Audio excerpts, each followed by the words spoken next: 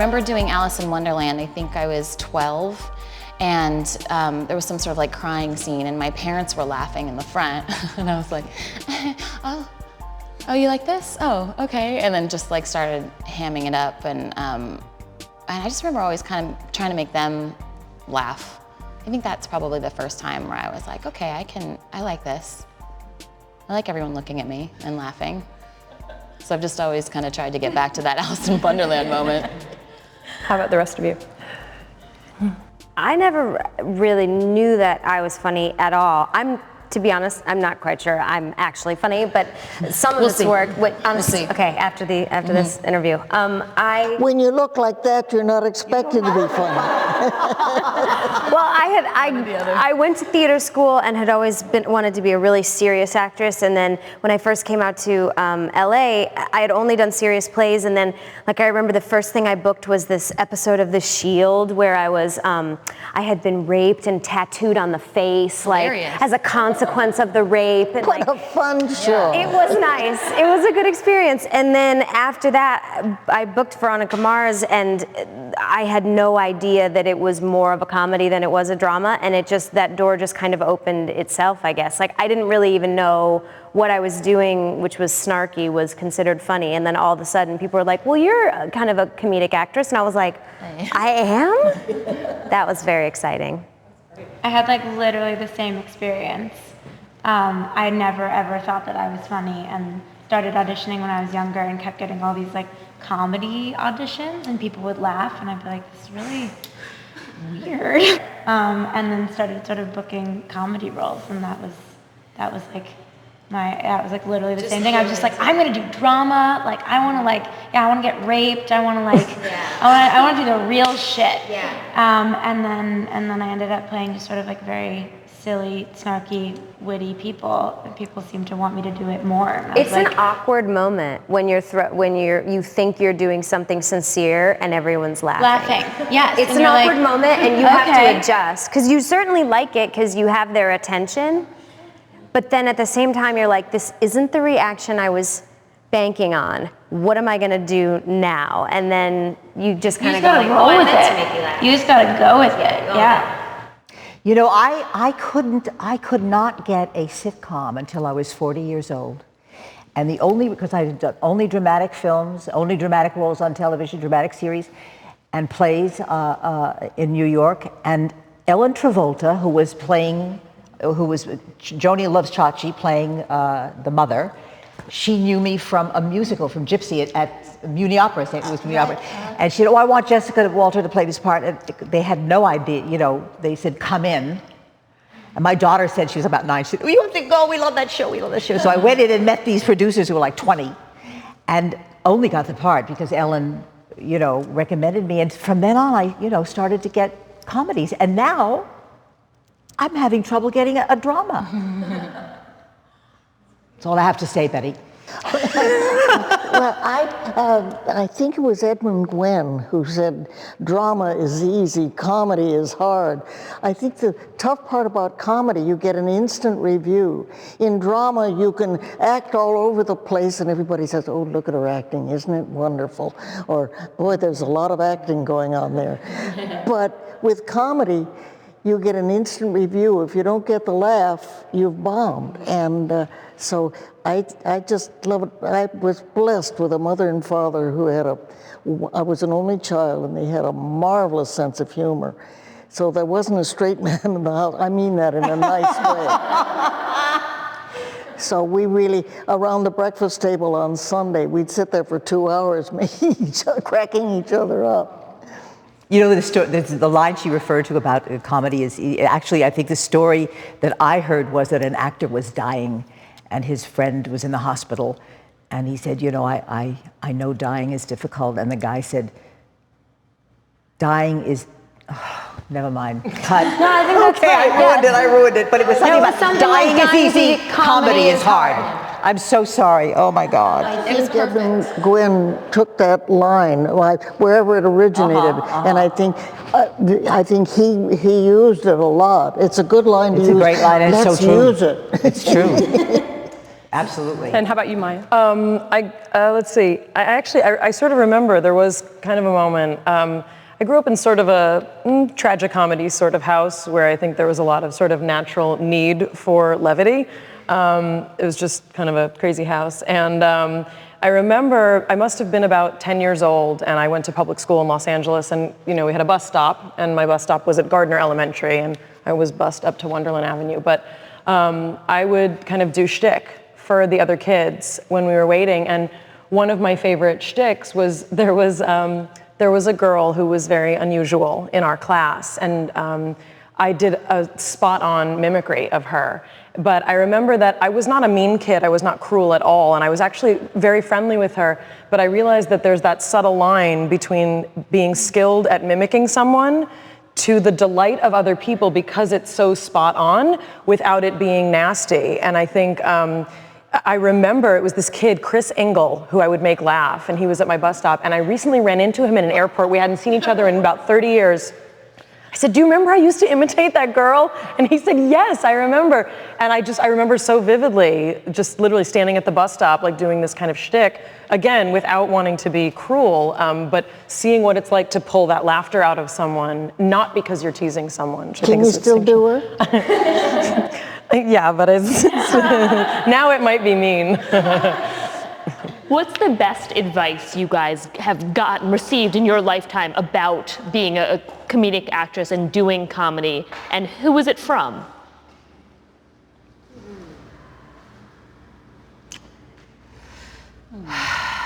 Well, my husband, Ron Liebman, is a wonderful actor, and he does comedy, he does everything.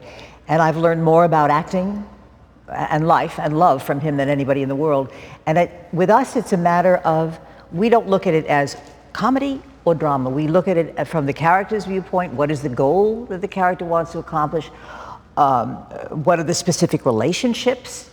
And it's funny because with Arrested Development, they write so in a character-specific way that it's not jokes. It's character-driven, and from the relationships and the characters come the comedy, and that's how we sort of approach it. And sex helps. Sex, Yeah, definitely sex. And how about Kaitlin? What did you learn at Groundlings about comedy? Because obviously that's sort of a boot camp in a sense of sort of, improv and stage performance. Yeah, I mean, I think I learned a lot of technical stuff, but it's just all so subjective. So really what I learned most there was to not really care too much what other people think, and to make myself laugh. And if I think that I'm being funny, then I'm just gonna trust that, because you're not gonna be funny to everybody.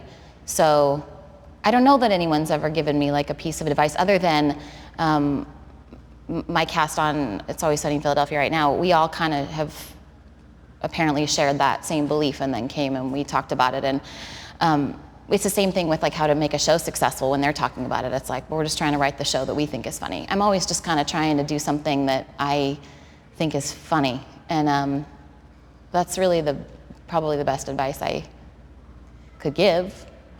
I don't know if anyone ever told that to me, but that's kind of what I learned along the way.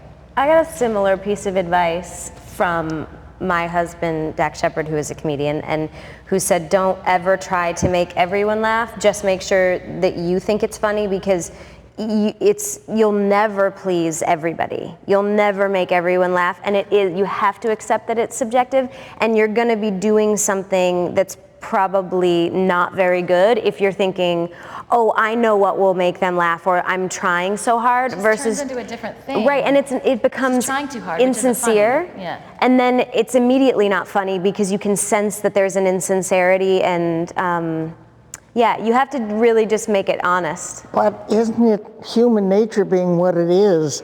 It's that one who doesn't laugh that you worry about. It's the one you aim at. It's the, oh God, I mean, if you're doing like a stage play or something like that, if the person in the first row is dozing off like that, I'll take that that's very all personally. you can think about. Yeah. Betty, what is it that you wish at this point in your career, the advice you wish you had gotten? I think I kind of, I don't think there is any. I think I kind of learned. I again was blessed with a mother and father with wonderful senses of humor, but also common sense.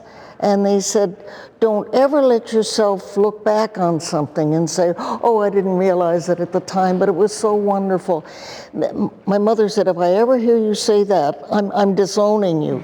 She said, you've got to taste it at the moment. And I think that's where a lot of humor comes from, is playing off the moment.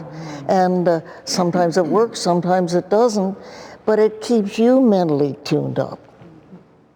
Also, you know, if it ain't on the page, it ain't on the stage. If you don't have the writing, you know, you just can't push it uphill. And trying makes it worse. So you just have to go for the honesty, you know, in what does my character need here, and, you know, what is the scene about? And luckily, for instance, Big Bang Theory, I did one of their episodes, which was a highlight to me. That writing and the way those actors work was inspiring. I mean, it really was. It really was. That's a great show. Zosia, you talked about getting feedback in auditions, trying to do dramatic roles, and them perceiving you as being sort of more comedic than you intended. Have the rest of you had feedback in an audition that you thought was utterly bizarre or strange, was not at all what you intended, and how did you take that feedback and use it to your advantage moving forward?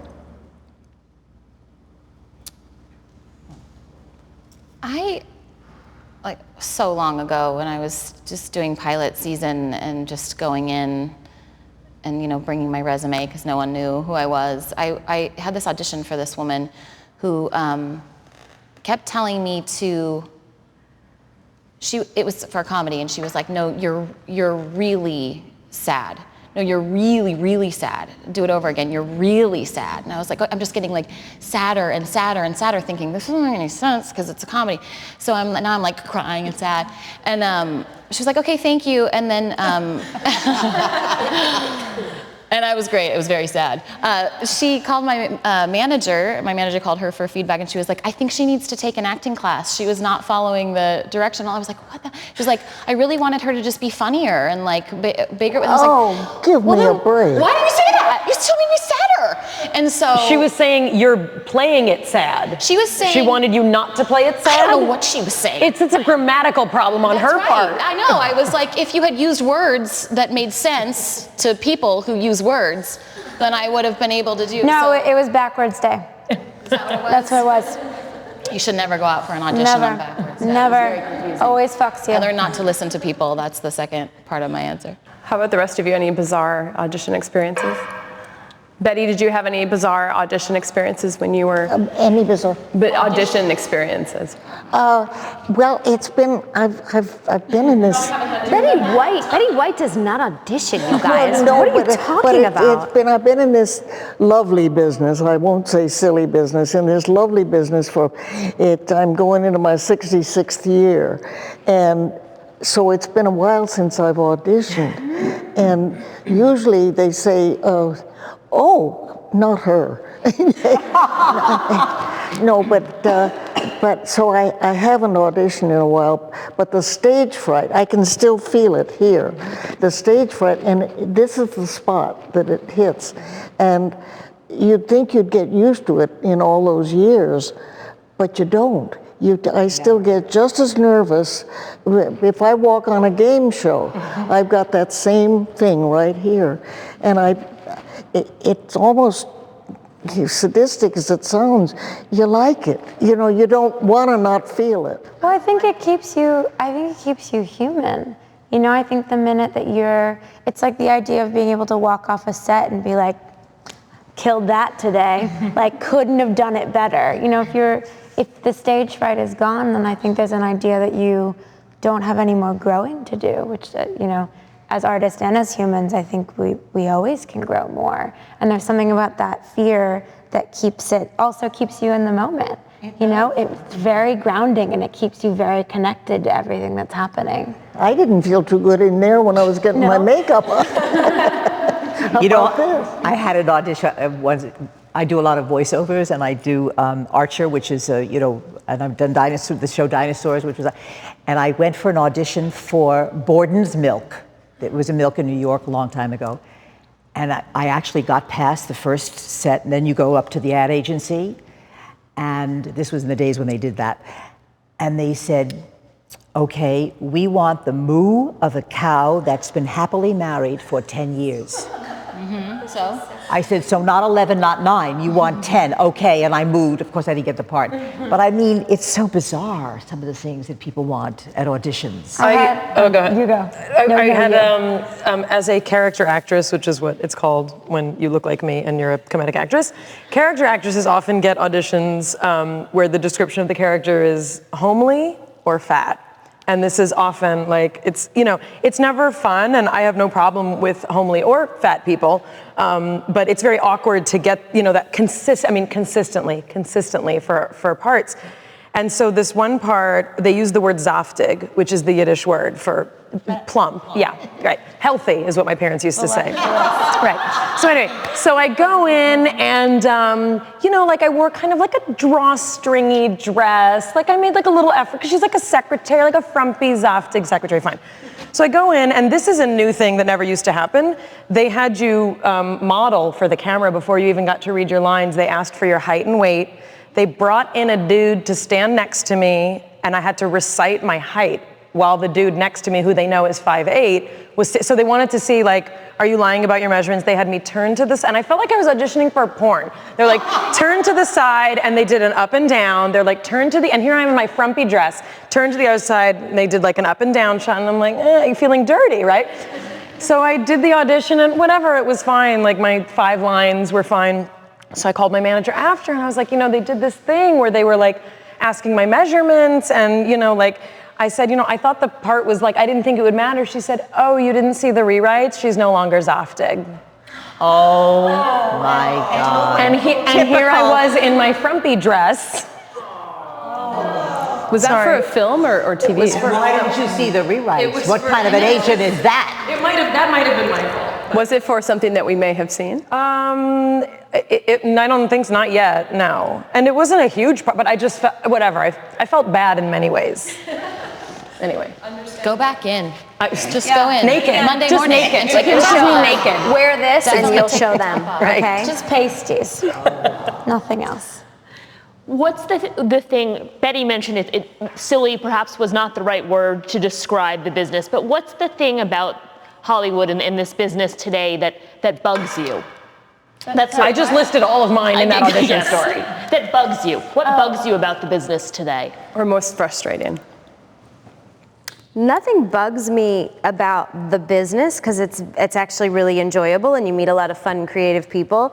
It's the sort of sub-business that's been created around it. Like, I just had a baby, and the amount of decisions that I have to make on a daily basis when leaving the house because my baby is not a public figure, and I don't know if she wants to be a public figure, and I'm certainly not gonna make that decision for her, and I don't want her picture taken, because I don't know if she ever wants her picture on the internet. So it's just, there's so much maintenance that goes into the privacy, and I understand it, because I want to know more about the actors and musicians and singers and people that I love, but it's gotten to a point where that's the only bad part, is that you got to give up a lot of your sort of human rights. But the first question people ask in an interview, if they haven't interviewed you before, is, well, in all your years on television, how has the business changed? Well, I don't think the business has changed at all, but the audience has changed. When I started out, television was in New York, but it wasn't in Los Angeles yet. So then they moved out, and I was doing a show. It was the first time television was seen locally. And at that point, everything was new and fresh. And now, or shortly there, not too long thereafter, the audience had heard every joke, they knew every storyline, they knew where you were going before you even started.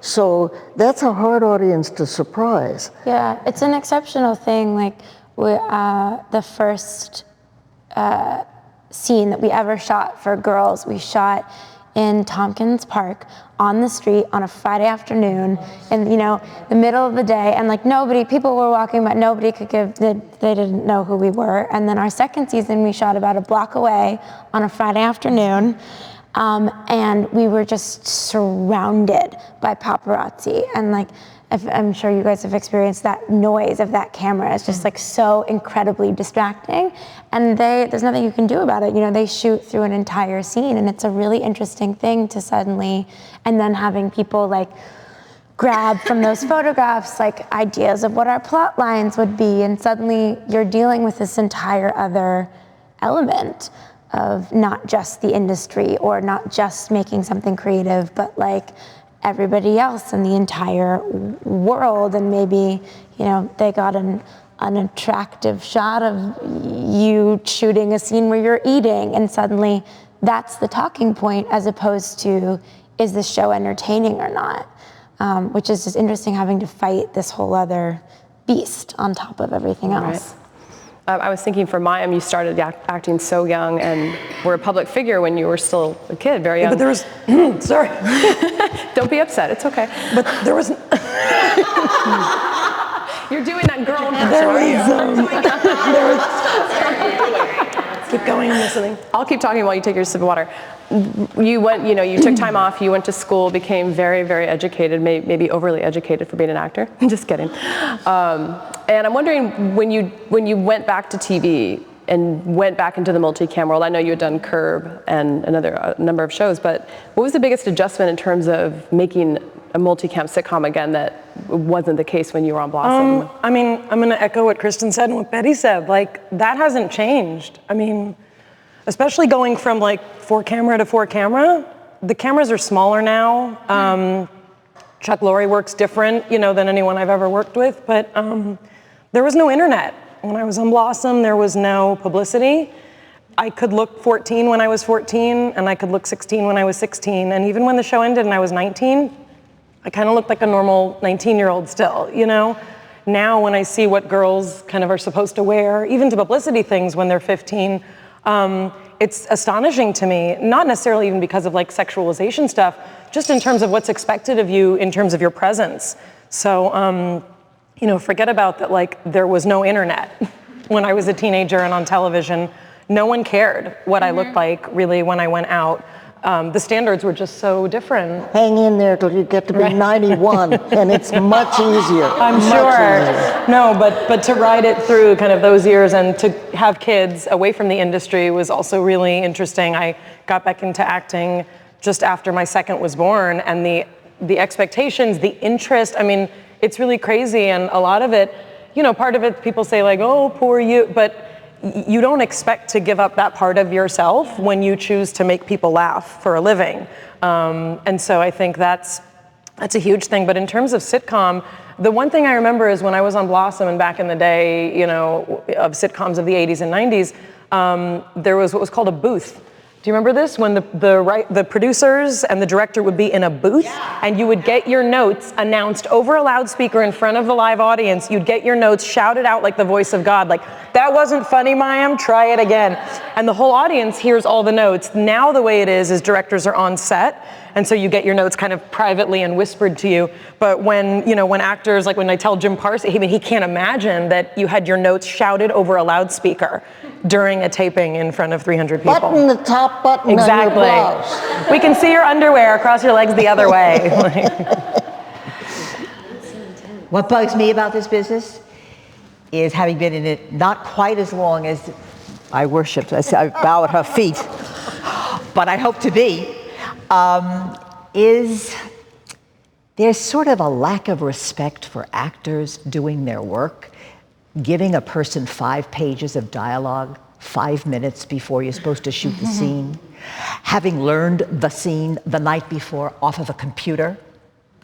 You know, I've been around, it never was like this. You'd get a script if you did an episode, of which in the old days, there were 39 episodes to a series. Then there were 26, then there were 22, and less. And you'd get a script 2 weeks ahead, and you could make it organically work in the process that is most beneficial to doing a good show. and it's gone. They don't do it like that anymore, and you have to adjust. You just have to adjust, but it's not, it always, to me, it's like this much from being what it should be. How has it changed the way you have to learn your lines? Because I'm sure everyone here would agree you're expected to know. Our stuff changes in front of a live audience. And I mean, so that's the thing. I mean, everybody has a different process. You know, I don't know that there's rules to it. Jim is a very kind of diligent actor, which I'm not. I mean, it'll come to a Tuesday afternoon, which is when we tape, and sometimes there's stuff that I still haven't solidified. I don't know, but when you're on a show like ours where they change stuff, you kind of always have to, you can't commit to anything too much. I don't know, that's just how it is for us. Yeah, I think on a multicam, having done several, it's that way, but to me, on a single camera, when they do that, and it's no audience, but 5 pages, here you go. I'm not happy with it. But can you tell? What I find difficult is doing both the multicam shows and the single camera. I love the multicams because you can just go ahead and do it and they're going to catch you, whatever you're doing. And the audience is kind of going along with you. On a single cam, I mean, you're there and then you have to go back and do it for the close-up and then you have to go back and do it for the medium shot. Well, doing comedy, by that time you've beaten the poor joke to death. Yeah. I don't like doing single camera. That's why I love theater in a way, because when all is said and done, the curtain goes up, beginning to the end, it's yours. Nobody's in there, cutting or saying, wait a minute. It's frustrating. But there are all those people out there. It's frustrating. When you're doing theater, there are all those people in the audience, and the show is much too good for them. I once did it, Ron and I, my husband Ron Lee, we did a Neil Simon play out here, actually. It was out here, Rumors. And it was a matinee, sea of blue hair, and suddenly we were the only people on stage, and I heard, Ethel, which one is Ron Liebman? We were the only 2 people on stage. Oh my God. Anyway. What do you do when you have a script in front of you and you realize the line that you're supposed to say isn't funny? Make it funny. Change it on my show. Can you ask Kaitlin, do you have an inside sort of track to maybe getting stuff changed on your show? Our show's just I think it's just a different thing. I haven't really known much other than what you're talking about, and I really love it. It keeps it more alive to me, and we're constantly just like playing with each other, and I think that our writers are great. I happen to really like my show, even if I wasn't on it, I think I would really like it. So it's never that I think something's not funny, but there are definitely times where, most of the time, where I'm like, how can I just like tweak it a little bit? But I have the luxury of doing that on my show, and that's not a common thing. So I feel like I'm really fortunate. I'm fortunate in that, and it also it's an extra level of responsibility. I'm like, if I'm not funny, that's my fault. I can't be like, well, they didn't write well for me this episode. But if you play it as honestly as you possibly can, yeah. and don't play it for comedy or play it for anything, as honestly as you can, the audience makes up their minds. That's right. It works. It's the honesty they respond to That's more right. than the reading. For me, it always just goes back to how insecure my character is, and how that makes her fight for things more. But you're right. The most real. The realer the better. That actually kind of brings me to my answer to your question, which the thing I hate most about, or that bothers me the most about this business, is auditions, because I just feel like when I'm really comfortable and I'm working with great actors, I'm a listener, and so I'm working with them and I feel really comfortable about what I'm doing. Auditioning for me it's a bummer, because I have the nerves that you're talking about, that I get that I'm alive, but they don't make me funny. I get a little bit more self-conscious, I'm not as comfortable. So that sucks, because I want to do it a few times, and I want to do it with an actor who's giving me stuff back, and so that's kind of the thing I struggle with a little Also, bit. there are people that are great auditioners, and then they come to the set and nothing, and vice versa. People that are really uncomfortable auditioning are really brilliant when they get comfy on the set. Yeah. It's crazy. And don't you always kind of get a little crush on your leading man? I mean, you don't. You're supposed to. I married mine. But there's always I married one. just a little something, a little eye contact. Yeah. Of course, I've had leading men to die from. I've had James Garner. Not too shabby. I've had Clint Eastwood, Charlton Heston. So this is way before your time, gals. But yeah, major crushes on those people. Affairs with all of them? No affairs. No affairs. Just big crushes because they were also wonderful people. All right, what's the craziest thing you've ever done for a laugh? Or this could also be the craziest thing you did to get a part too, like something where you just sort of threw it out there, you didn't care, reckless abandon, you didn't care how silly you looked. Most of the things I've done to try to get parts that have been crazy, I haven't booked it. But maybe that's because I was pretty crazy. Made a bad choice. Yeah, made a bad choice. I don't know. I mean, you go and you try to put a lot of effort in, and sometimes it works and sometimes it doesn't. And way more often than not, it doesn't. So, you know. Or maybe conversely, how did you know when you had totally bombed? Something that you were trying to you were just killing yourself to make funny and it just died. It's a deafening silence. Well, clearly, this doesn't happen to you guys very often. Well, it obviously, does though. I mean, that's the loudest sound you can hear, is that silence when you, especially when you really think you've landed it. I mean, I'm not a confident auditioner or performer. I have a tremendous amount of anxiety, which is why I have so much respect, like especially for when I see people like from the Groundlings who really have that, like, as long as I'm funny, it's all good. No, I don't, I mean, it doesn't work for me at all. So for me, like, that is so, it's so debilitating, you know, that silence when you want to land something. I sometimes start to cry, like, when you like start, and I mean, that's happened to me during tapings, during, auditions for sure, but even during run through, even on a cast that I'm part of. But that's what makes you get up and do the next scene. It's what makes me come to work the next day, not stronger, not better, not more confident. But that's what drives me. That's that really, really not funny anxiety that drives a lot of comedians, I guess. And you know what ticks me off is sometimes the young, newer actors who come in and they complain about this and they complain about that and this is wrong and that's, oh my God, or they're talking about somebody over here. And finally, a couple of times I've lost it. And I've said, do you have any idea how many people on this planet would give their lives to be doing what we're doing? Don't have the guts to complain about it.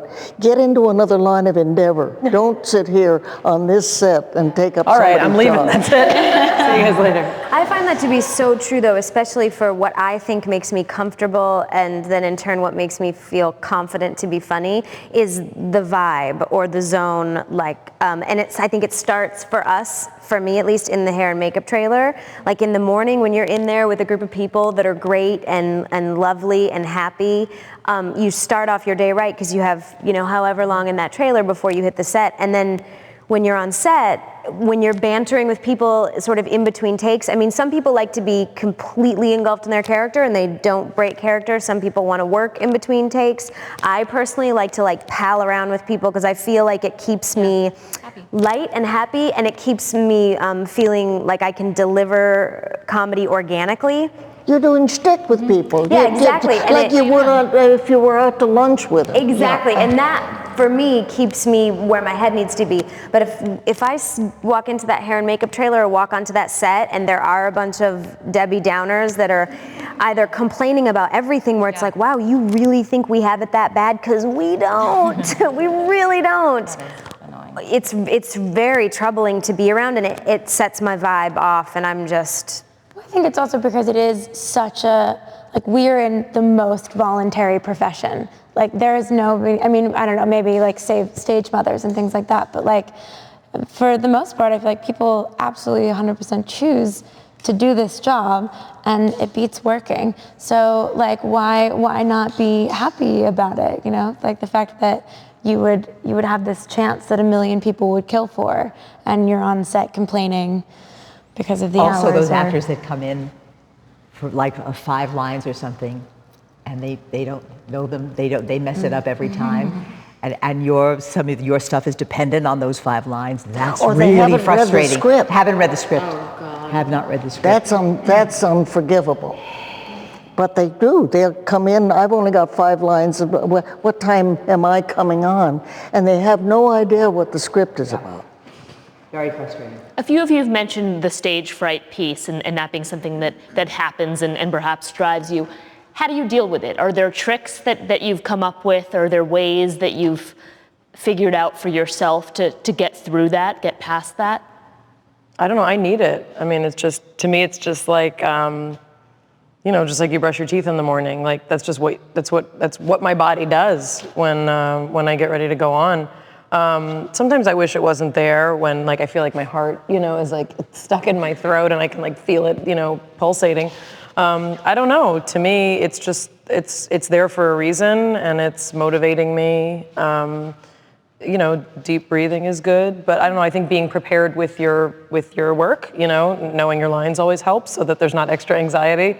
But I think especially when stuff is thrown at me last minute, that's when it feels like, kind of that storm. But I don't know. I just feel like that's part of my, inadvertent process. I think you use it. You use it. It's sort of, at least the way I work, anything that is happening right before the scene, whether I've gotten into an argument with somebody or whatever, if I can use that in the scene and use that fright for energy, it energizes me actually. And I don't know what it would be like without it. Honestly, I think it's just part of the whole process. That's how flirting with your leading man works for me. It keeps your attention. Sometimes I do feel like it can run away with you, especially if you're having a majorly insecure day, which I have often, and I feel like no matter how prepared I am, that lump in the back of your throat will not go away. It's like you've swallowed a ping pong ball and you can hardly speak. And this is going to sound so dorky, but I started meditating. You are so dorky. Guys, should I go? I started meditating, and it honestly, it sets my brain at a place. It's just 20 minutes that I'll do before, when I have a scary day on set or something that I'm anxiety-ridden about, and it takes my brain to a completely calm and creatively cracked open space, and it lasts for 10 hours. I feel like it's like taking a really, really good nap. I thought she was going to say drug. It's like taking a really good nap, and I feel like That's what the kids call it these days? Yeah, Nap. and I don't know, that helps me. I do that too because I am, I haven't done a lot of dramatic stuff. I feel like when I've been able to use that. I just am much funnier when I'm calm and confident and I'm playing around and I'm not so stuck on, okay, I'm gonna do this here and then I'm going to take a sip of water here. And then I feel more comfortable when I'm happy and relaxed and confident and open to okay, if you're gonna say something different, great, I'll say something different back then. And I do that too. Meditate, deep breathing, a great song that you love turned up really loudly, just reminding myself of because I think, I can't speak for everyone, but I would guess that most actors are pretty insecure people deep down. Everyone kind of came to this place from some, whatever.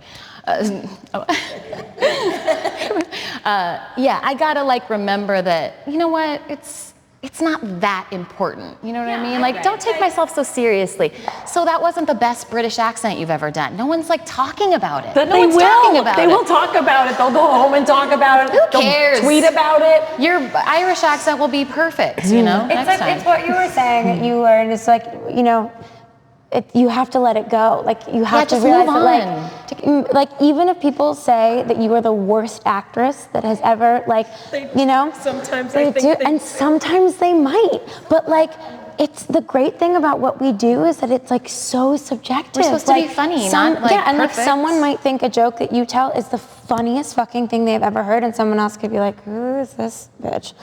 But So which one are you going to focus on? And it's the great thing of remembering that no one's dying. Yeah. We're not heart surgeons. What we do is fun, and that's why we do it. That's and the key to survival too, I think. Absolutely. Like if you're focusing on your self-worth and your excitement about being alive and being in this business is coming from like the work you do and like, oh, this is gonna be fun today. Yeah. And then you just can't, like in the theater, there's like, when I was there was a rule that you can't read reviews, because if you believe the good ones, you have to believe the bad ones, because everybody's got an opinion. And if you just throw that all away and you're like, did I have fun on set today? Did I feel like I did a good job?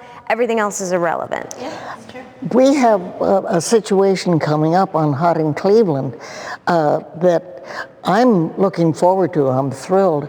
But we're doing the show live in this month. Oh, great. And Valerie Bertinelli is panic-stricken.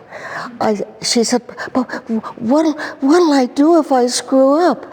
I said, you will make the audience so happy. Why watch live television if somebody isn't going to screw up, you know?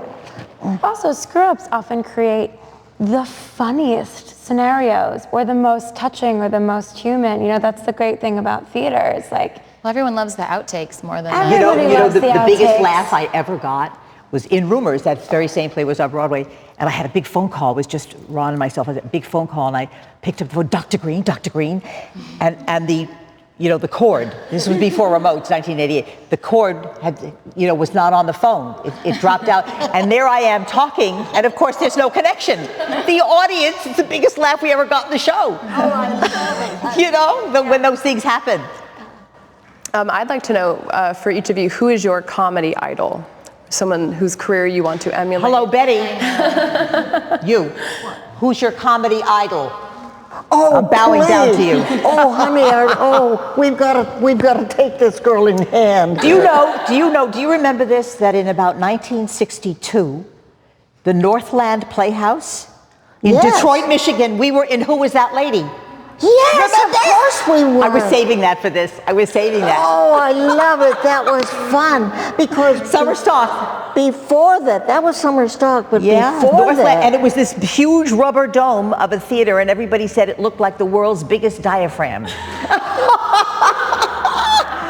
But before that, we took voice coaching from a man in New York, Bert Knapp, and I couldn't wait till she came.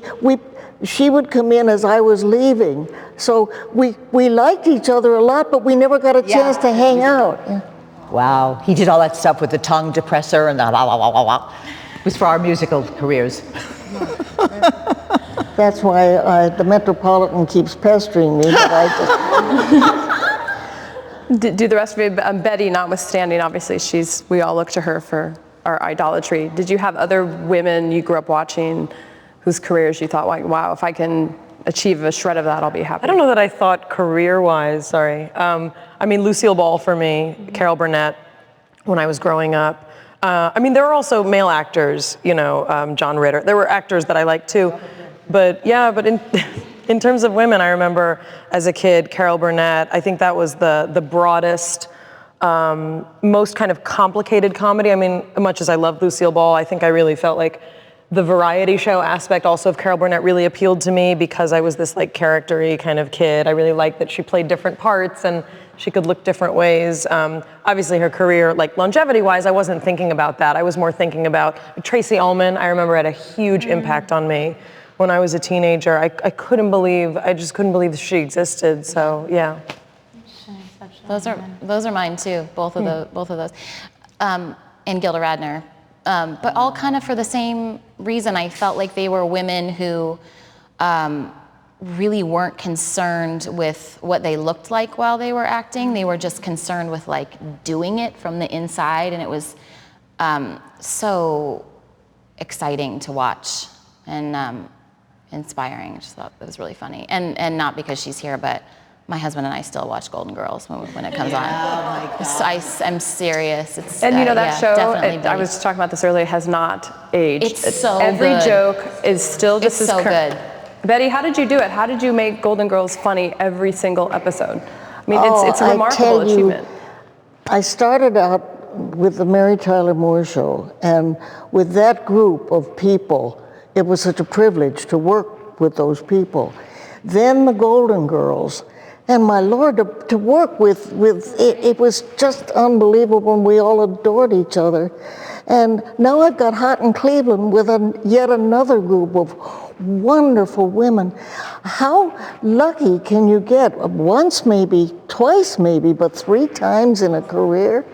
And now I'm sitting here with all of you. That ain't bad. Did y'all ever get into Golden Palace, the spinoff? Don Cheadle. Hello. Yes, very we pull up short-lived. old pictures of that all the time on set. How about you, Kristen? Who did you grow up watching who you really admired? I mean, other than Betty, I spent a long time and still am very obsessed with Catherine O'Hara. The Christopher Guest movies had such an effect on me when I was growing up. I saw Spinal Tap and like my mind was blown. I was like, when they were sitting in the hot tub doing the interview when they both had cold sores, I was like, it was one of the things that made me want to get into this business, because I thought it was so funny and it was just so under the radar. And Waiting for Guffman is still like my favorite movie of all time. And so I really, really like the whole Christopher Guest crew, but Catherine O'Hara in particular, I think just, man, she goes for broke on everything. She has done some crazy shit and I love it. If you guys weren't on the shows that you currently are on, what's the current show that you died to have a part in? Arrested Development. Aw, thanks. It's true. Arrested Development. Oh, really? That's what you Yeah. said. Oh. Yes. I knew there was a reason I liked you. I knew it. That was it. You know what show I want to be on? But I mean, I want to be on House of Cards. It's not a comedy, but I love it. I'm so hooked on that show. When it was over, I started to watch. I thought, well, let's see what Netflix is doing, because our show, Arrested Development, is going to be on Netflix. It's the only reason we got Netflix, because for Arrested Development. And I started to watch, and I became a binge watcher. And then when it was over, I had withdrawal. I can't wait. I would kill. Oh, but isn't it great to feel that way about something? And Homeland. I love Homeland too. I'm currently doing that with Game of Thrones. Oh, yeah. Like, whoa. Yeah. That I want to wear one of those cloaks. I want to have a dragon baby. I want everything. And now I've just gotten so into the series. You can go on and you can do like interactive stuff where you can look at the maps and like see where Winterfell is in relation to Westeros. Took And it too far. is really, you don't, well, when you have a new baby, you got to figure out I take it back. stuff to keep you busy. Yeah. What about you, ladies? What would you die to be on right now?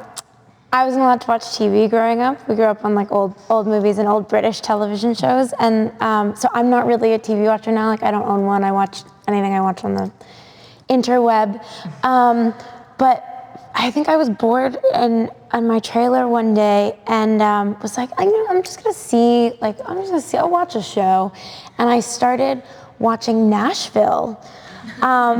And became like unhealthily obsessed. I think Connie Britton is just the most amazing female human specimen, and I want to work with her, and now I want to be a country singer. So I think I want to be on Nashville.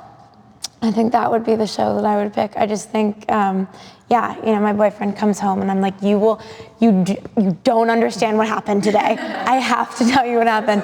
And then I'm like, I'm that human that's saying these things about a television show, but it happened. My adult life is like her childhood. I actually don't watch television, and I don't want to say I have shame about it, but it's very awkward to be so part of the industry and be so out of touch. And not watch it, yeah. I just, anyway, I had kids, and like that was my life for a long time, and I was out of the industry. So anyway, I'm trying not to feel shameful about it, but I don't watch television, so sorry. I'm sorry, but I go right along with you because of time. You come home, and by the time I get around to sitting down, after catching up with the mail and all that, sitting down to turn the set on, it's news time. So I watch the news, and then I'll maybe watch Jay or one of the late shows, but I don't watch the television that I should, and it's a sin because it's our business. Well, that's because you work like a firecracker, Betty. I mean, you are on everything at all times. I'm sound asleep Every by job Jay I Leno. want, you're booking. I'm like, oh, not again. It's like you work so much. It doesn't surprise me that you don't have a lot of.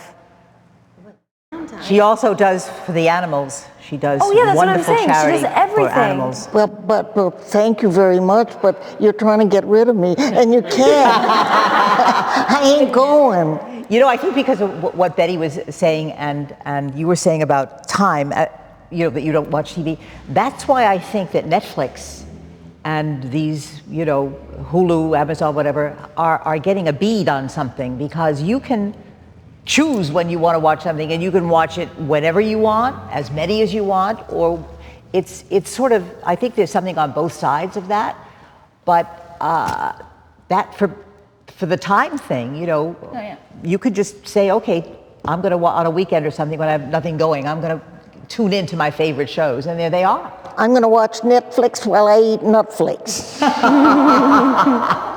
And you don't have to wait. Like you can do, if you're really, because a lot of the television programs I think currently are the level of quality is so high, and I prefer to start a DVD collection versus going to the movies, because I feel like sometimes the quality of movies, I'm like, that was okay, but I get into a new DVD series and I'm like, oh my God, it's all I think about. Yeah, and you can do like a 4, 5, 6 hour, what feels like movie watching You know, the experience. DVDs is what resurrected Arrested Development. People were not watching it on Fox at 8 o'clock. And when it went off and they put out the DVDs, that's where isn't that people great? found it. That's wonderful. It really was amazing. And watched them 10 times over. I think especially with the immediacy that we get everything nowadays, like how fast our phones work, and just like with all the social media, with Twitter and Instagram, and how instantly everything happens, people want it all when they want it. You know, they don't want to wait a week. And with everything that's happening so quickly, I think often people's attention spans lose track. They're not going to spend the time.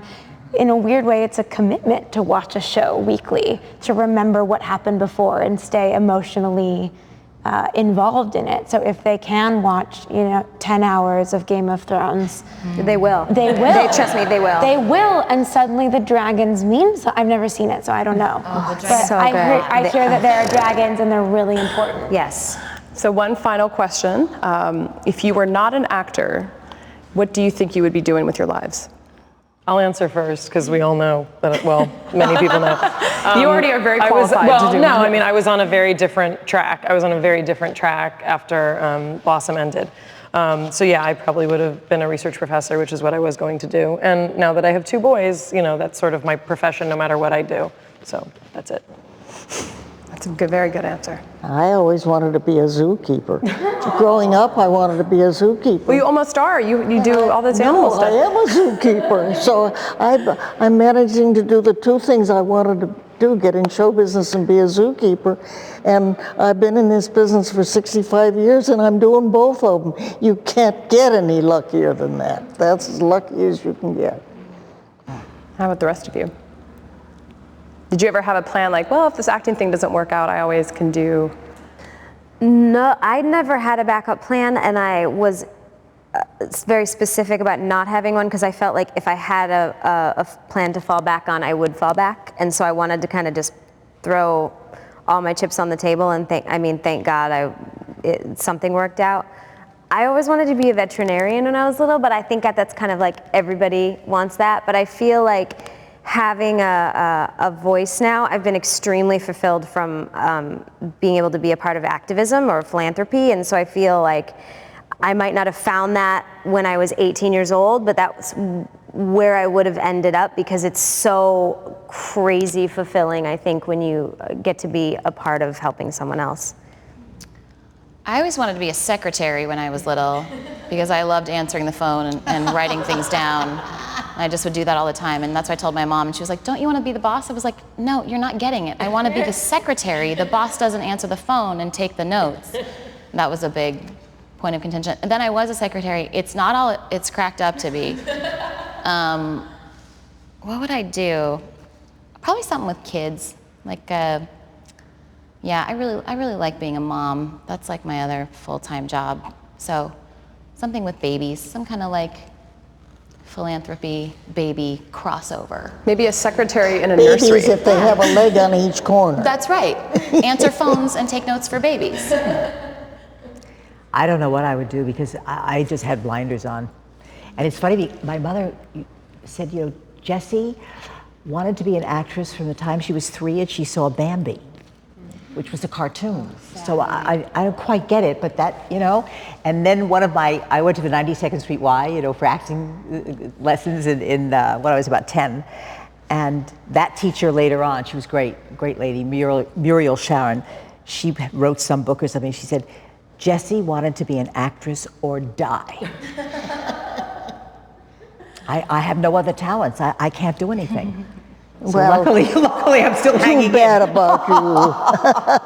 How about you, Zosia? Did you have an alternate No, plan? I was the same way. My dad always told me that if you have a backup plan, you'll fall back on it. And I was lucky enough to grow up in this industry as well, which I loved. You know, I spent my childhood on movie sets, and I thought that I could care less about Disneyland, but I thought movie sets were like the most magical place on earth. And I just never wanted to do anything else. And I felt sort of like if you gave 70% of yourself to an endeavor, why on earth would it work out? You know, you gotta sort of go all in and not try and make someone laugh, just fall face first because, you know, you think it's funny. You know that her father is one of the great American playwrights, David Mamet. You know that. I had to say it. Come from good stock. Well, thank you all so much. I think we're all done.